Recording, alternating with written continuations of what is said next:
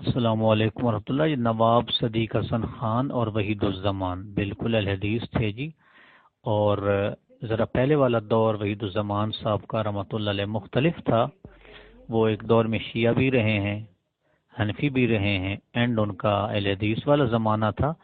اور یہ جو انہوں نے ترمذی کے علاوہ باقی 5 کتابوں کے تراجم کیے ہیں نا، یہ نواب صدیق حسن خان نے ان سے تراجم کروائے تھے. باقاعدہ ان کو تنخواہ دے کر غالباً 50 روپے وہ تنخواہ دیتے تھے، یا جو بھی اس وقت کی.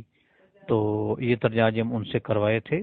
تو اس میں کوئی شک نہیں بھائی وہ اہل حدیث تھے، لیکن یہ بات ذہن نشین کر لیں اللہ کے بندو، اگر کوئی ان سے ایسا معاملہ ہوا جو ہمارے منہج کے خلاف ہے تو یہ الگ بات ہے. اختلافات علماء کرام میں چلتے رہتے ہیں. السلام علیکم. شكرا يا ربي شكرا هديت قلبي شكرا نورت دربي شكرا